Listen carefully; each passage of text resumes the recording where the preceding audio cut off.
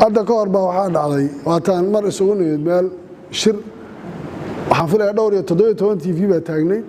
waa shir Soomaaliya luqadan Soomaaliyeed baa laga hadlaya qof walba wuxuu rabaa inuu Ingiriis ku hadlo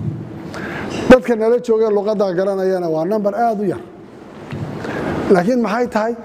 qofku inuu wax yaqaan maxaa lagu garanayaa waxaan kala garan weynay luqadda iyo aqoonta luqaddu ma aqoon ba luqaddu waa luqa waxbay fududaysaa waxbaa lagu bartaa waa lagu shaqeeyaa laakiin cilmigu ma aha waan hubaa xisaabta kalkulaska ahayd ee fasalka 7 lagu dhigan jiray ee af Soomaaliya lagu dhigan jiray maanta midka jaamacadda dhigtay Ingiriiska ku dhiganaya inuuna ka shaqeyn karin waan hubaa haddaan hor dhigo waxbarashadii aan lahayn iyo siday u dhisnayd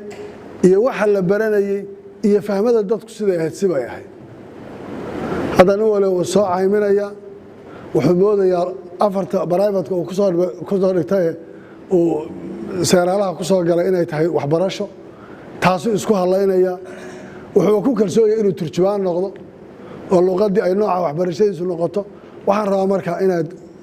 dib ugu noqotaan oo la dhiiri geliyo oo luqadda aynu ka shaqeyno dhaqan guur baa ku socda oo kuwa dibadaha jira carruurtooda intay keenaan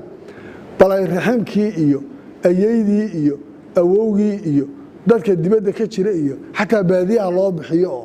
ay dadkii gartaan dhaqankii si loo raadiyo oo dhaqanku ma aha kuwa qaadka cunaya ee geel jira banaanka wax kale ku waxaysanaya qoriga la wato dhaqan suuban baynu lahayn oo waxaas oo dhan ka bedela inaan carruurteena iyo dadkeena dib ugu celino qof waliba uu ka fakaro inuu helo war taariikhdan bari waa tagaysaa bal ubadkaaga maxaad uga tagaysaa oo midda laga shaqeeyo aad baan is leeyahay wax tar bay ugu tahay